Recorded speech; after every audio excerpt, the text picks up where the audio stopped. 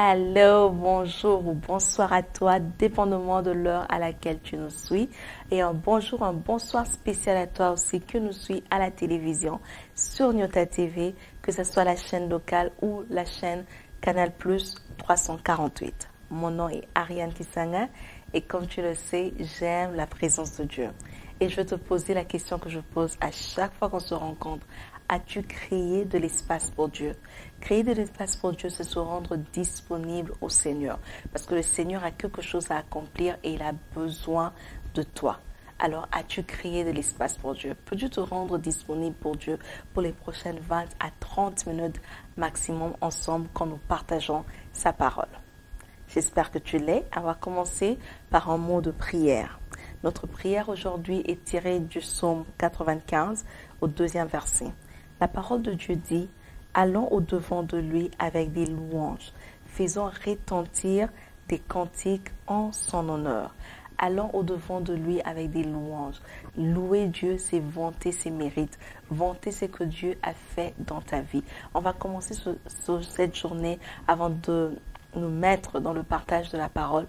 On va commencer par vanter les mérites de Dieu. On va commencer par le louer, lui dire merci pour ce qu'il a fait pour toi. Tu es encore vivant, tu es encore vivante. On est au mois de septembre. Tu as une raison pour glorifier le Seigneur. Tu as eu de quoi manger. Dieu t'a protégé de cet accident. Dieu t'a protégé dans ces attaques. Dieu t'a guéri. Tes enfants ont bien travaillé à l'école. Tes enfants ont pu reprendre la route de l'école. Tu as une raison pour louer le Seigneur. Alors élève ta voix avec moi. Louons l'Éternel ensemble. Dis-lui merci pour cette classe que tu viens de réussir. Dis-lui merci pour ce diplôme que tu viens d'obtenir. Dis-lui merci pour ce travail qu'il vient de te donner. Dis-lui merci pour cet argent dont tu t'attendais pas qu'on vient te remettre entre les mains. Dis-lui merci. Seigneur, nous te disons merci. Merci pour la vie. Merci pour la protection. Merci pour le repos. Merci pour l'amour éternel. Merci parce que tu es celui qui nous garde. Merci parce que tu nous protèges. Merci parce que tu veilles sur nous. Merci parce que tu nous gardes. Oh Yahweh, nous te disons merci pour tout ce que tu fais dans nos vies, Seigneur. Nous te disons merci. Toi qui pourvois à nos besoins, nous te disons merci. Toi, le Dieu de notre protection, nous te disons merci. Toi, le Dieu qui a la solution à tous nos problèmes, nous te disons merci. Toi, le Dieu sur qui on peut compter, nous te disons merci. Éternel, nous élevons ton saint nom. Nous te louons, nous t'adorons, nous te remercions, Yahweh, même pour cette opportunité que tu nous donnes de partager ta parole, éternelle. Yahweh, nous élevons ton saint nom et nous te disons merci. Dans le nom puissant de Jésus, nous avons ainsi prié. Amen, amen, amen. Notre partage de cette journée ou d'aujourd'hui a pour titre plutôt, attends-la.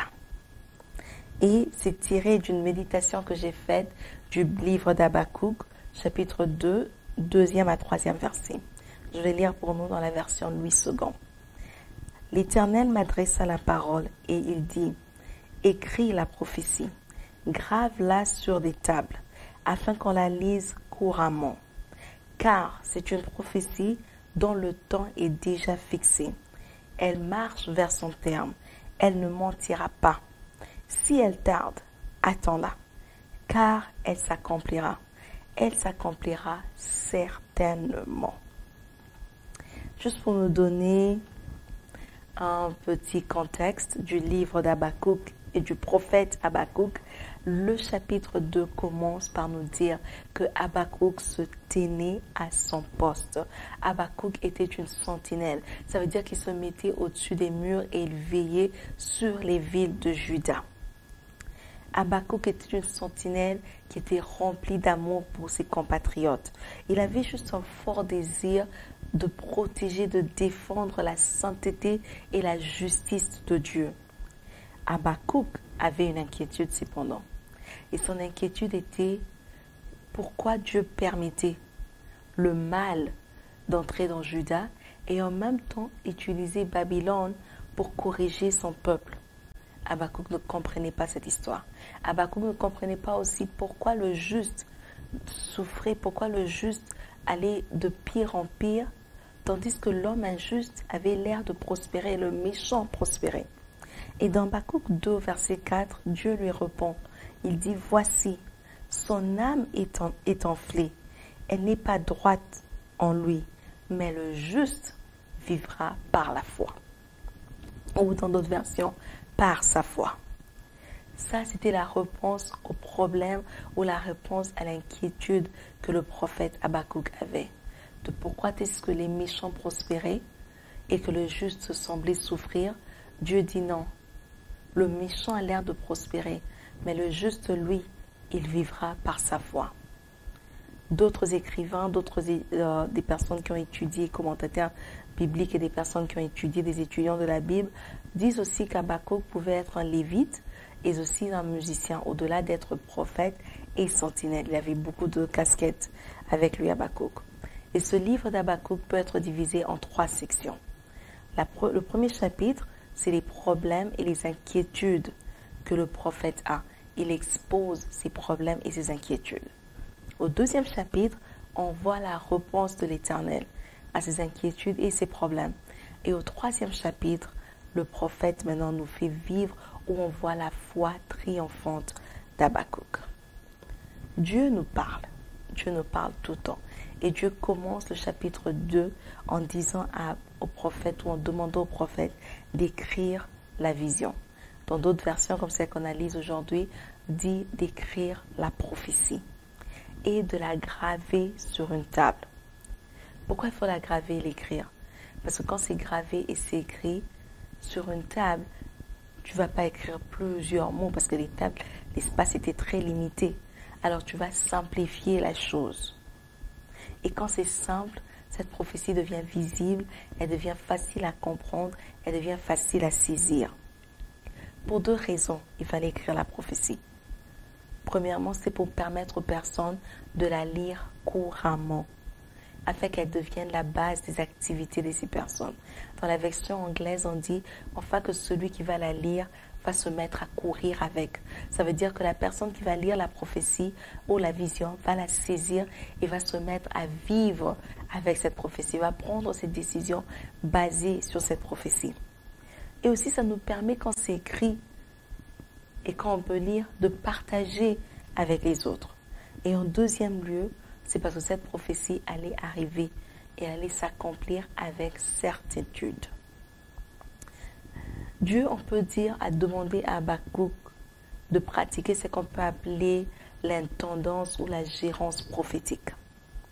Il disait à Habakkuk que c'est pas juste assez que tu puisses m'écouter parler, c'est pas juste assez que tu puisses m'entendre parler, ça suffit pas que je puisse te donner des prophéties ou des visions, mais tu as besoin de conserver ça, tu as besoin de garder ça, de façon à ce que même après toi, les personnes qui viendront aient une facilité et une référence. Et cette référence pour faire réveiller ma mémoire, cette référence pour leur donner des occasions et des opportunités pour me louer. Dieu nous parle, Dieu nous répond chaque fois qu'on fait appel à lui. Que ce soit qu'on soit dans la confusion, qu'on soit dans la détresse, qu'on ne sache pas quoi faire, chaque fois qu'on fait appel au Seigneur, il nous parle, il nous répond, il nous dirige. Le problème, c'est nous. Qu'est-ce qu'on fait avec ce que Dieu nous dit? Est-ce qu'on écoute une fois et on oublie et on retombe dans le même problème, on attend que Dieu nous parle encore? Ou est-ce qu'on conserve? Est-ce qu'on chérit les paroles, les prophéties que Dieu nous a données? Le prophète avait des questions auxquelles Dieu a répondu. Mais la réponse que Dieu donnait au prophète n'était pas seulement pour le prophète Habakkuk. C'était même pour les personnes qui allaient venir après. C'était en fait pour toute personne qui allait lire la prophétie et la saisir et commencer à la réclamer dans sa propre vie. Pourquoi il était important que Dieu demande au prophète d'écrire? Et pourquoi Dieu ne donne pas seulement cette promesse au prophète, mais à toute personne qui vient après? C'est parce qu'il existe 2 types de promesses. Il y a des promesses que tu vas recevoir qui sont seulement pour toi. Des promesses individuelles, des promesses qui ne te concernent que toi. Par exemple, dans Genèse 17, quand Dieu rencontre Abraham et lui dit « Je suis le Dieu, l'Éternel Dieu Tout-Puissant. Marche devant moi et sois intègre. Et moi, je ferai ceci et cela pour ta descendance. » Dieu parle à Abraham. Dieu ne m'a pas parlé, Dieu ne t'a pas parlé. Il a parlé à Abraham directement. Et il fait des promesses à Abraham concernant lui, Abraham, mais aussi sa descendance. Et le deuxième type de promesse qu'il y a, c'est des promesses qui existent pour ta postérité, pour ceux qui viennent après toi, ta descendance. Ces promesses-là, on les voit dans le cas d'Élisabeth, dans le cas de Marie, dans le cas de la mère de Samson. Elles n'ont pas reçu des promesses directement pour elles, mais elles ont reçu des promesses beaucoup plus pour les sémences qu'elles portaient.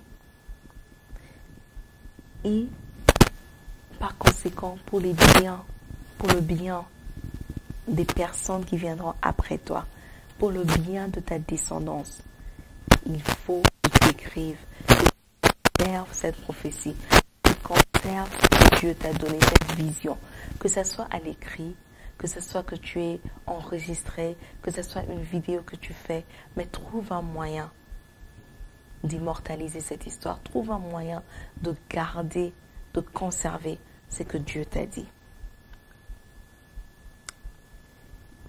Pourquoi? Parce que ces gens qui viendront après toi ont besoin d'une référence. Ils ont besoin de savoir où ils peuvent lire ce que Dieu a dit sur eux. Parce que peut-être à leur époque, Dieu ne reviendra pas dire les mêmes promesses. Dieu a parlé à la mère de Samson concernant la vie de Samson. Mais on ne voit pas dans la Bible où Dieu est venu encore dire à Samson, je te demande de délivrer mon peuple. C'était à la mère que ça avait été donné. Et si la mère n'avait pas transmis ça à Samson, Samson n'aurait pas su sa raison d'être sur terre. De la même façon, Dieu peut te donner la grâce d'avoir une prophétie, une parole pour la descendance qui viendra après toi. Peut-être cela, il va peut-être plus parler de la même chose. Mais si cette prophétie est conservée, si elle est quelque part où ils peuvent lire, ils peuvent alors saisir cette prophétie-là. Et cette prophétie peut former pour eux une base solide de foi. Ils peuvent se dire que le Dieu qui a agi, le Dieu qui a parlé à nos pères, à notre mère, est le même qui va encore agir et qui va encore parler aujourd'hui. Et c'est par le même principe que nous nous approprions les promesses de la Bible. C'est parce que c'est écrit, c'est parce que c'est conservé, que quand on devient descendant d'Abraham, quand on a reçu Christ dans notre vie, on peut aller lire dans la Bible et voir et se dire, voilà ce qui a été promis pour la descendance d'Abraham. Je suis un descendant d'Abraham. Je suis une descendante d'Abraham. Alors j'ai droit à cette promesse, j'ai droit à ceci ou j'ai droit à cela. Quand tu écris la promesse, quand la promesse est simple, quand tu saisis ta promesse ou ta prophétie, répondre à la question, qu'est-ce que Dieu t'a promis ou quelles sont les prophéties de Dieu sur ta vie, devient facile. Parce que tu sais, parce que tu as saisi quelque chose.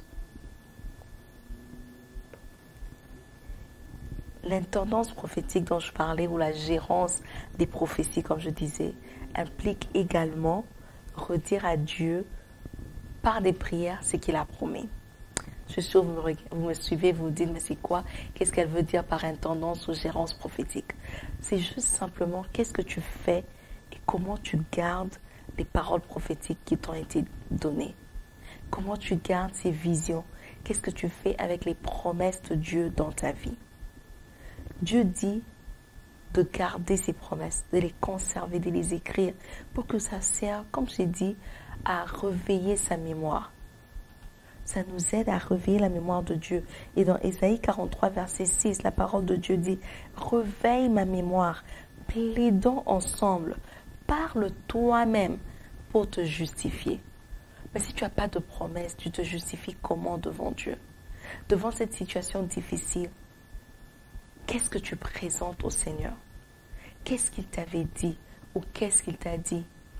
Tu utilises la prière comme un moyen de remettre la parole de Dieu à Dieu lui-même. Parce que notre Dieu est capable de tout faire. Notre Dieu n'a qu'une seule limite. On dit qu'il est illimité, mais il est limité par une seule histoire, qui est sa parole. Dieu ne va pas au-delà de sa parole. Donc si tu viens en prière et tu le rappelles ce qu'il a dit sur ta vie, sur ton travail, sur ton business, sur tes études, tu réveilles sa mémoire et là tu mènes ta cause et tu peux maintenant te justifier. On voit aussi que l'apôtre Paul encourage Timothée en lui disant de ne pas négliger les paroles prophétiques qu'il a reçues par l'imposition des mains. mais de les utiliser pour se combattre le bon combat de la foi. Donc ça veut dire que quelque part, le combat de la foi, il y a aussi l'aspect du combat spirituel. Le combat spirituel, c'est un combat de parole, de qu'est-ce qui parle, contre qui. Donc, tu ne peux pas entrer dans un combat spirituel et tu dis au nom de Jésus, je vous chasse, au nom de Jésus, je réclame. Si tu n'es même pas au courant de qu'est-ce que tu réclames, tu ne peux pas réclamer ce qui ne t'appartient pas.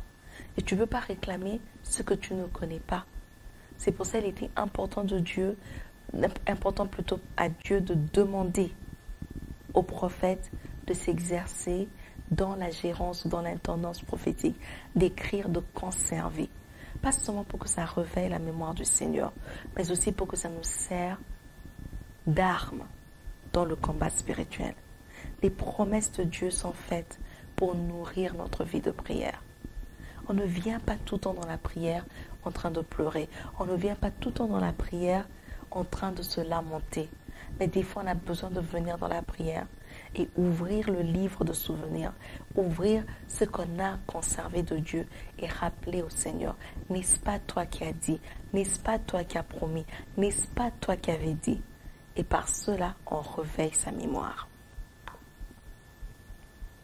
Le verset 3 dit, car c'est une prophétie dont le temps est déjà fixé.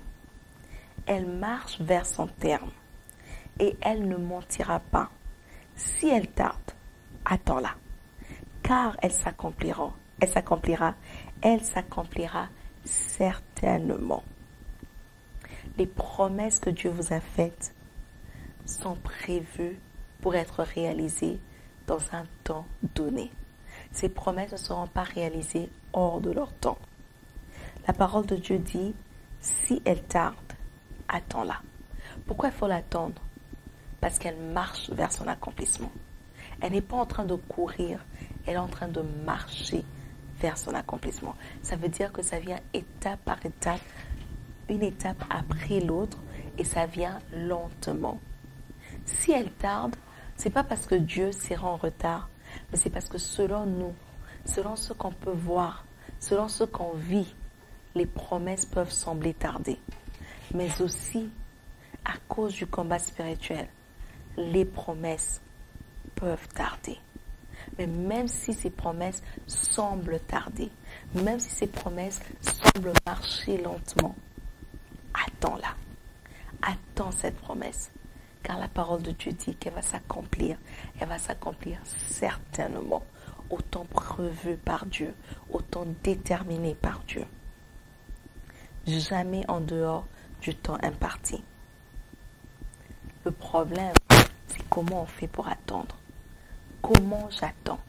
Oui, j'accepte. Cette promesse arrivera. Cette promesse pourra marcher lentement. Cette promesse pourra tarder.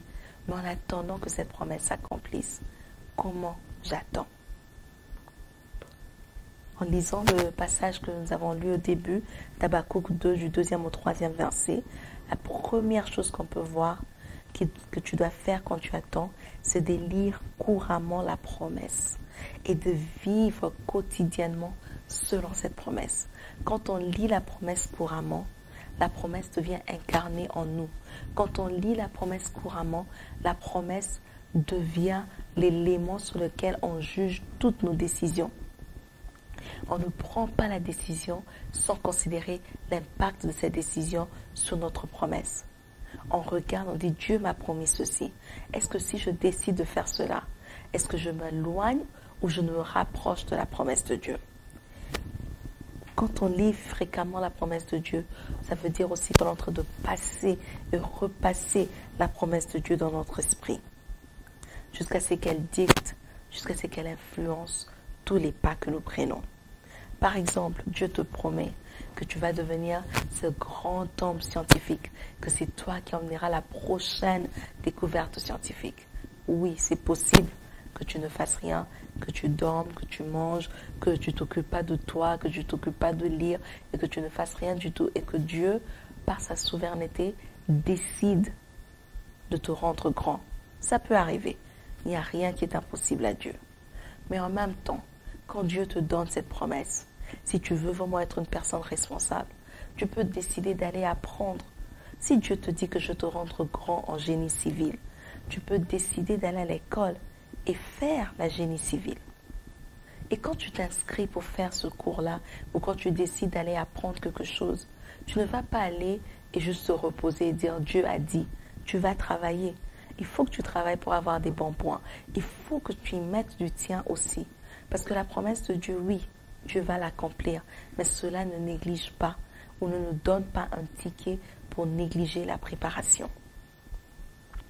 La préparation peut aussi être un changement de caractère. Si Dieu t'a appelé à être leader de beaucoup de personnes, si Dieu t'a appelé à aider d'autres personnes, tu ne peux pas avoir un caractère méchant et t'attendre à ce que les gens viendront vers toi pour de l'aide. Tu peux avoir ce don, tu peux avoir cet appel et personne ne viendra vers toi. Parce que Dieu nous donne toujours le libre arbitre. On a le droit de choisir son chemin ou de ne pas le faire. Mais si Dieu t'appelle à quelque chose de grand, vérifie aussi ton caractère et aligne-toi à la promesse de Dieu. C'est peut-être ça la préparation que tu as besoin de faire. Le deuxième point dans comment attendre, c'est qu'on attend dans la prière. Daniel a prié 21 jours. Quand il a lu dans le livre, il a vu que le temps de captivité à Babylone était déjà expiré, mais que le peuple de Juda était toujours captif. Daniel s'est mis à prier.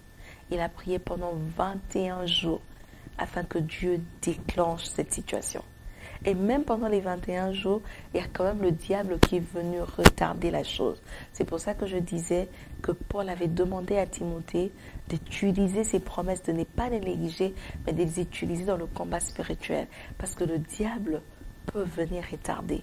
Mais Dieu nous dit que même si elle tarde, donc même si ça fait un semblant de tarder, même si le diable te donne l'impression que lui il a le pouvoir de faire tarder tes promesses, attends-la. Parce que ces promesses-là finiront par s'accomplir. Les disciples ont attendu le Saint-Esprit. Dans la prière, ils étaient dans la chambre haute et ils priaient et ils attendaient la venue de cette puissance. Ils attendaient la venue du Saint-Esprit pour qu'ils aient cette puissance, pour être en mesure de témoigner de Dieu. La troisième chose à faire, c'est l'éducation. Quand Dieu t'a donné une promesse, quand Dieu t'a dit ce qu'il veut que tu deviennes, mets-toi, apprends. Ça peut être un domaine que tu as besoin d'apprendre. Ça peut être juste quelque chose de pratique que tu dois faire. Mais même dans le domaine spirituel, prends le temps d'apprendre. Dieu t'a appelé, oui. Personne ne doute de ton appel. Mais apprends. Paul, qui était le plus grand des apôtres, lui qui a écrit plus de livres que tous les autres disciples, quand Jésus est venu pour appeler Paul, il est descendu lui-même pour ajouter Paul dans son royaume. Paul n'a pas directement commencé à être le plus grand apôtre, mais il est allé apprendre au pied de Barnabas. Donc tu as besoin d'apprendre.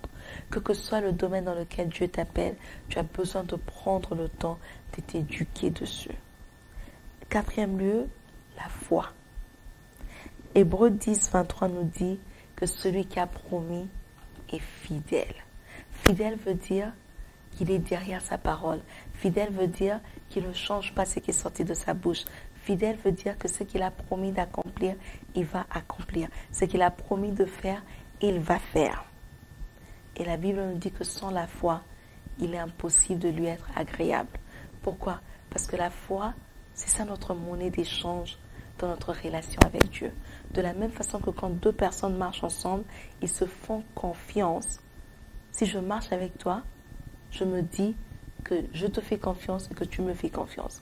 Il y a des choses pour lesquelles je sais que tu vas faire. Dès que cette confiance est brisée, il n'y a plus moyen qu'on marche ensemble. On peut peut-être se saluer, on peut rester courtois, mais on ne marchera plus ensemble de la même façon. Parce que ce qui nous liait, la monnaie d'échange qu'on avait entre nous, qui était cette confiance, a été brisée. Et entre nous et Dieu, notre monnaie d'échange, c'est la foi. On a besoin de la foi. Dieu a besoin de savoir que nous avons foi en lui. Ça veut dire qu'on croit en lui, on croit que ce qu'il a dit est vrai et on ne le prend pas pour menteur. La foi est ce carburant dont nous avons besoin pour continuer à rouler dans notre vie. Parce que la vie, elle est difficile. dans la vie, il y a des hauts et des bas. Et on ne prévoit rien. Il y a des choses qui peuvent t'arriver où tu te poses la question, réellement ça m'arrive, comment je fais? Il y a tellement de choses qui peuvent t'arriver dont tu t'attendais peut-être même pas. Et c'est la foi qui te garde. Quand tu as cette foi en Dieu, quand tu sais que ce que Dieu a promis pour toi arrivera, quand tu sais que ce que Dieu a dit pour toi ne changera pas, tu sais continuer à survivre, tu sais continuer à marcher, tu sais continuer à avoir foi. La quatrième chose plutôt, c'est adhérer aux instructions données par Dieu. Quelles sont les recommandations de Dieu pour la promesse? La mère de Samson avait reçu comme recommandation que le rasoir ne passera jamais sur la tête de Samson et aussi qu'elle ne devrait pas prendre d'alcool, ni elle, ni l'enfant qu'elle portait. Dieu n'est pas revenu pour redonner ses instructions à Samson. Dieu n'est pas revenu pour dire à Samson, voilà ce que je prévois pour toi. Il a dit ça à la mère et la mère a adhéré à ses instructions et elle a fait un passage à la prochaine génération. Qu'est-ce que Dieu t'a donné comme instruction? Quelle est la ligne de conduite que Dieu t'a donnée pour cette promesse, pour cette vie que tu veux avoir, pour ce ministère puissant que tu cherches à avoir? Il faut adhérer et suivre ces consignes. Et juste pour conclure ce soir, nous avons dit que les promesses de Dieu doivent être claires dans notre esprit. Les promesses de Dieu doivent être faciles à comprendre. Les promesses de Dieu doivent être pour nous bien conservées. Ça doit être facile pour nous de répondre à la question « Qu'est-ce que Dieu t'a promis ?»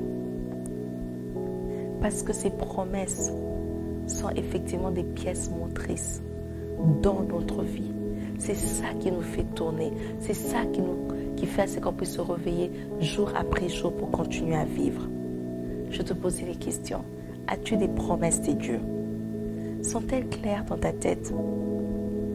Si je te posais la question maintenant en 2 minutes, de me dire qu'est-ce que Dieu t'a promis, est-ce que tu es capable de répondre? Ou est-ce qu'il faut que tu cherches? Où as-tu conservé ces promesses que Dieu t'a faites? Est-ce que c'est juste dans ta tête? Juste dans ton cœur? Ou as-tu écrit ça quelque part? Est-ce que c'est facile, que c'est gravé sur des tables? Parce que quand quelque chose est gravé, elle ne peut pas s'effacer. Ce qui est gravé reste éternellement. Où as-tu gravé les promesses de Dieu pour ta vie? J'aimerais t'encourager à ne pas te lasser. Ne te lasse pas. Le Dieu qui promet est fidèle. Ce qu'il a dit, il accomplira aussi. Et tiens bon, attends cette promesse jusqu'à ce qu'elle devienne une réalité. Mais pour attendre, on a besoin de la force du Saint-Esprit. Sans lui, c'est impossible d'attendre. Donc on va finir ce soir ou aujourd'hui, dépendamment du temps à quel tu suis, ça peut être le matin ou le soir, on va finir par demander au Saint-Esprit de nous donner la force d'attendre les promesses. Saint-Esprit, nous venons vers toi. Nous te disons merci encore pour cette parole. Esprit de Dieu, nous te demandons de nous fortifier. Donne-nous la force d'attendre les promesses de Dieu. Donne-nous la force d'attendre les promesses de Dieu. Nous avons besoin de cette force, Esprit de Dieu vivant. Nous avons besoin de cette force, Saint-Esprit. Donne-nous la force d'attendre les promesses de Dieu. Dans le nom puissant du Seigneur Jésus, j'ai ainsi prié. Amen, amen, amen. Merci encore une fois d'avoir pris le temps de suivre et partager ce verset biblique avec moi. Jusqu'à ce qu'on se voie la semaine prochaine, rappelle-toi de toujours créer de l'espace pour Dieu. Créer de l'espace pour Dieu, c'est aussi nous suivre sur les réseaux sociaux ou si tu as suivi à la télé, de dire à ton voisin ou à ta voisine de venir la semaine prochaine à la même heure et suivre une autre épisode du partage avec Alpha Ministries. Au revoir.